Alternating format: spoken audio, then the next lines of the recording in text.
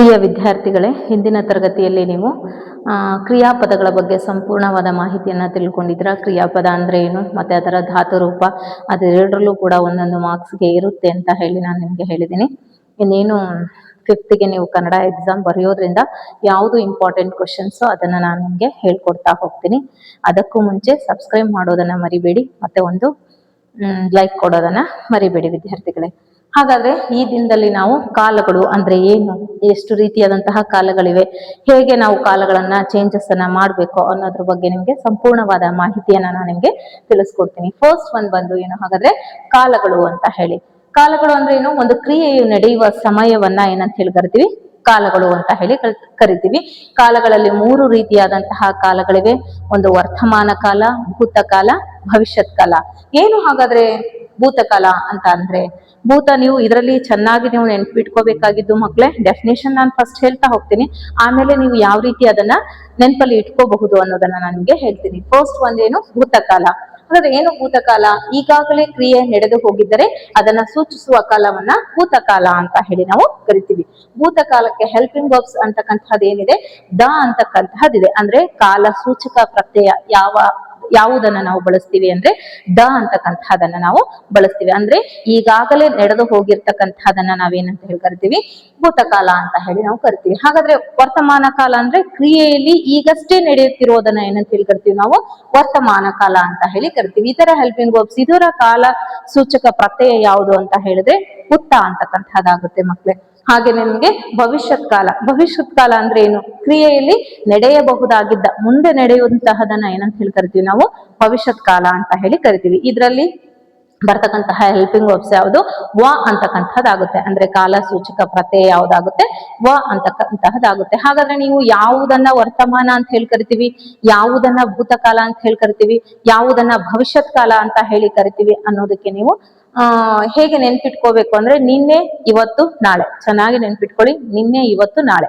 ನಿನ್ನೆ ಅಂದ್ರೆ ನಡೆದು ಹೋಗಿರ್ತಕ್ಕಂಥದ್ದು ಭೂತಕಾಲ ಆಗಿರ್ಬೋದು, ಇವತ್ತು ಅಂತಕ್ಕಂಥದ್ದು ಪ್ರೆಸೆಂಟ್ ಅಲ್ಲಿ ವರ್ತಮಾನ ಕಾಲ ಅಂತಕ್ಕಂಥದ್ದು, ಮತ್ತೆ ನಾಳೆ ನಡೆಯಬಹುದಾಗಿರ್ತಕ್ಕಂಥದ್ದು ಯಾವುದು, ನಾಳೆ ಅಂತಕ್ಕಂಥದ್ದು. ಹಾಗಾಗಿ ನಿನ್ನೆ ಇವತ್ತು ನಾಳೆ ಅನ್ನೋದನ್ನ ನೀವು ಚೆನ್ನಾಗಿ ನೆನಪಲ್ಲಿ ಇಟ್ಕೋಬೇಕು. ನಿನ್ನೆ ಅಂತಕ್ಕಂಥದರ ಭೂತಕಾಲದ ಹೆಲ್ಪಿಂಗ್ ವರ್ಬ್ಸ್ ಬಂದು ದ ಅಂತಕ್ಕಂಥದ್ದಾಗಿರುತ್ತೆ.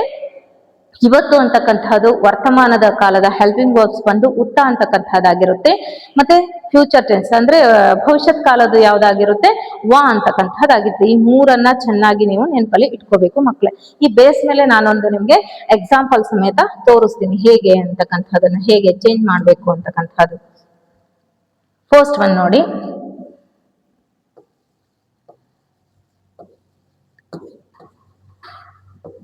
ಅವಳು ಶಾಲೆಗೆ ಹೋದಳು. ಒಂದು ನಾರ್ಮಲ್ ಸೆಂಟೆನ್ಸ್ ಅನ್ನ ನಾನು ನಿಮಗೆ ತಗೊಂಡಿದ್ದೀನಿ ಮಕ್ಕಳಲ್ಲಿ. ಅವಳು ಶಾಲೆಗೆ ಹೋದಳು. ಹಾಗಾದ್ರೆ ನಾನು ನಿಮ್ಗೆ ಹೇಳಿದ್ದೀನಿ ಹೆಲ್ಪಿಂಗ್ ವರ್ಬ್ಸ್ ಯಾವುದು ಅಂತ ಹೇಳಿ. ಭೂತಕಾಲದ್ದು ಏನು ಅಂತ ಹೇಳಿದ್ದೀನಿ, ದ ಅಂತಕ್ಕಂಥದ್ದಾಗಿರ್ಬೋದು. ವರ್ತಮಾನ ಕಾಲದ್ದು ಏನಂತ ಹೇಳಿದ್ದೀನಿ, ಉತ್ತ ಅಂತಕ್ಕಂಥದ್ದಾಗಿರ್ಬೋದು. ಭವಿಷ್ಯತ್ ಕಾಲದ್ದು ಏನಂತ ಹೇಳಿದ್ದೀನಿ, ವ ಅಂತಕ್ಕಂಥದನ್ನ. ಇದನ್ನ ಚೆನ್ನಾಗಿ ನೀವು ನೆನಪಲ್ಲಿ ಇಟ್ಕೋಬೇಕು. ಮತ್ತೆ ಭೂತಕಾಲ ಅಂತಕ್ಕಂಥದ್ದು ಯಾವುದು, ನಿನ್ನೆ ಅಂತಕ್ಕಂಥದ್ದು. ವರ್ತಮಾನ ಕಾಲ ಅಂತಕ್ಕಂತಹದ್ದು ಇವತ್ತು ಅಂತಕ್ಕಂಥದ್ದಾಗಿರ್ಬೋದು. ಮತ್ತೆ ಭವಿಷ್ಯತ್ ಕಾಲ ಅಂತಕ್ಕಂಥದ್ದು ನಾಳೆ. ಇಷ್ಟು ನಿಮ್ಗೆ ಗೊತ್ತಿದ್ರೆ ನೀವು ಸರಿಯಾಗಿ ಏನ್ ಮಾಡ್ಬೋದು, ಭೂತಕಾಲವನ್ನ ಚೇಂಜಸ್ ಅನ್ನ ಮಾಡ್ಬೋದು. ಹೇಗೆ ಕೊಡ್ತಾರೆ ಕ್ವೆಶನ್ಸ್, ಈ ರೀತಿಯಲ್ಲಿ ಒಂದು ನಾರ್ಮಲ್ ಸೆಂಟೆನ್ಸ್ ಅನ್ನ ನಿಮ್ಗೆ ಕೊಡ್ತಾರೆ. ಇದು ಯಾವ ಕಾಲದಲ್ಲಿದೆ ಅಂತ ಕೂಡ ಅವರು ಬರೆದಿರ್ತಾರೆ. ಹಾಗಾದ್ರೆ ಅವಳು ಶಾಲೆಗೆ ಹೋದಳು, ಇಲ್ಲೇನಿದೆ, ದ ಅಂತಕ್ಕಂಥ ವರ್ಬ್ ಇದೆ. ಅವಳು ಶಾಲೆಗೆ ಹೋದ್ಲು, ನಿನ್ನೆ ಅವಳು ಏನ್ ಮಾಡಿದ್ಲು, ಶಾಲೆಗೆ ಹೋಗಿದ್ಲು. ಹಾಗಾಗಿ ಅದು ಏನಂತ ಸೂಚಿಸುತ್ತೆ, ಇದು ಭೂತಕಾಲದಲ್ಲಿದೆ. ಇದನ್ನ ನಾವೇನ್ ಮಾಡ್ಬೋದು, ಈಗ ಭವಿಷ್ಯತ್ ಕಾಲಕ್ಕೆ ಬದಲಾಯಿಸಿ ಬರೆ ಅಂತ ಏನಾದ್ರೂ ಕ್ವೆಶನ್ ಅನ್ನ ಕೊಟ್ರೆ ಆಗ ನೀವೇನ್ ಮಾಡ್ಬೇಕು, ಅವಳು ಸೇಮ್ ಆಸ್ ಇಟ್ ಈಸ್ ಶಾಲೆಗೆ ಹೋಗುವಳು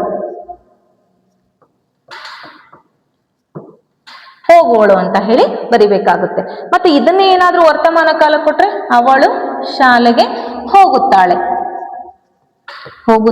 ಹೋಗುತ್ತಿದ್ದಾಳೆ, ಏನ್ ಬೇಕಾದ್ರೂ ನೀವು ಅಲ್ಲಿ ಬರಿಬಹುದು. ತ ಅಂತಕ್ಕಂಥದ್ದು ಇಲ್ಲಿ ಉತ್ತ ಅಂತಕ್ಕಂಥದ್ದು ಇರ್ಬೇಕು, ಇಲ್ಲಿ ವ ಅಂತಕ್ಕಂಥದ್ದು ಇರ್ಬೇಕು, ಇಲ್ಲಿ ದ ಅಂತಕ್ಕಂಥದ್ದು. ಸಿಂಪಲ್ ಆಗಿ ನೀವು ನೆನ್ಪಿಟ್ಕೊಂಡ್ರೆ ಯಾವುದೇ ರೀತಿಯಾದಂತಹ ಎಷ್ಟೇ ಉದ್ದವಾಗಿರ್ತಕ್ಕಂತಹ ಸೆಂಟೆನ್ಸ್ ಬಂದಿದ್ರು, ಎಷ್ಟೇ ಉದ್ದವಾಗಿರ್ತಕ್ಕಂತಹ ಒಂದು ವಾಕ್ಯ ಬಂದಿದ್ರು ಕೂಡ ನೀವು ಅದನ್ನ ಚೇಂಜಸ್ ಮಾಡೋದು ಯಾವುದು, ಕ್ರಿಯಾಪದವನ್ನ ಓನ್ಲಿ ನೀವೇನ್ ಮಾಡ್ಬೇಕು, ಚೇಂಜಸ್ ಅನ್ನ ಮಾಡ್ಬೇಕಾಗಿರುತ್ತೆ.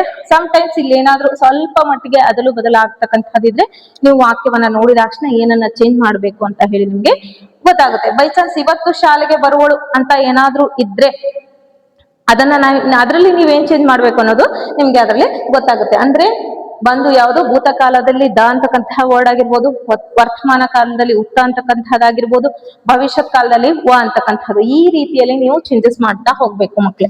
ಈ ಫಾರ್ಮುಲಾಸ್ ನಿಮ್ಗೆ ಗೊತ್ತಿದ್ರೆ ನೀವು ಚೆನ್ನಾಗಿ ಅದನ್ನ ಹೇಗ್ ಚೇಂಜ್ ಮಾಡ್ಬೇಕು ಅನ್ನೋದು ನಿಮ್ಗೆ ಚೆನ್ನಾಗಿ ಗೊತ್ತಾಗುತ್ತೆ. ಹಾಗಾದ್ರೆ ಅದೇ ರೀತಿಯಲ್ಲಿ ಇನ್ನೊಂದು ಸೆಂಟೆನ್ಸ್ ಅನ್ನ ನಾವೇನಾದ್ರೂ ತಗೊಳ್ಳೋಣ.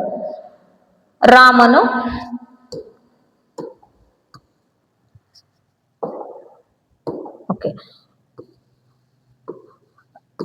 ರಾಮನು ಹಣ್ಣನ್ನು ತಿಂದನು.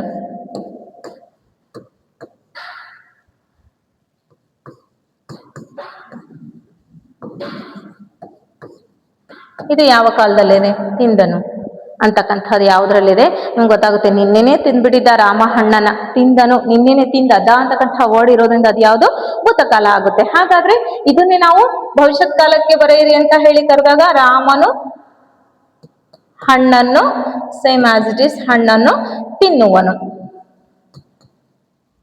ಇದನ್ನೇ ವರ್ತಮಾನ ಕಾಲಕ್ಕೆ ಬದಲಾಯಿಸಿ ಬರೆ ರಾಮನು ಹಣ್ಣನ್ನು ತಿನ್ನುತ್ತಿದ್ದಾನೆ, ತಿನ್ನುತ್ತಾನೆ ಅಂತಕ್ಕಂಥದ್ದಾಗುತ್ತೆ. ತುಂಬಾ ಈಸಿ ವೇದಲ್ಲಿ ನೀವು ಚೇಂಜಸ್ ಅನ್ನ ಮಾಡ್ಬೇಕಾಗಿರ್ತಕ್ಕಂಥದ್ದು. ಯಾಕಂದ್ರೆ ಅದು MCQ ಪಾರ್ಟ್ ಅಲ್ಲಿ ಇರೋದಿಲ್ಲ ಮಕ್ಕಳೇ. ಇದು ಚೇಂಜ್ ಮಾಡ್ಬೇಕು, ವಾಕ್ಯವನ್ನ ಚೇಂಜ್ ಮಾಡ್ಬೇಕು ಅಂತ ಹೇಳಿ ಇರುತ್ತೆ. ನಿಮ್ಗೆಲ್ಲ ಇದು ಅರ್ಥ ಆಗಿದೆ ಅಂತ ಅನ್ಕೊಳ್ತೀನಿ. ಎನಿ ಡೌಟ್ಸ್, ಇದ್ರಲ್ಲಿ ಏನಾದ್ರೂ ಡೌಟ್ಸ್ ಇದ್ರೆ ನೀವು ನನ್ನ ಕಮೆಂಟ್ ಬಾಕ್ಸ್ ಅಲ್ಲಿ ತಿಳಿಸಿ, ಮತ್ತೆ ಅದರ ಎಕ್ಸ್ಪ್ಲನೇಷನ್ ಅನ್ನ ಮಾಡಲು ನಾನು ನಿಮಗೆ ಪ್ರಯತ್ನಿಸ್ತೇನೆ. ಧನ್ಯವಾದಗಳು.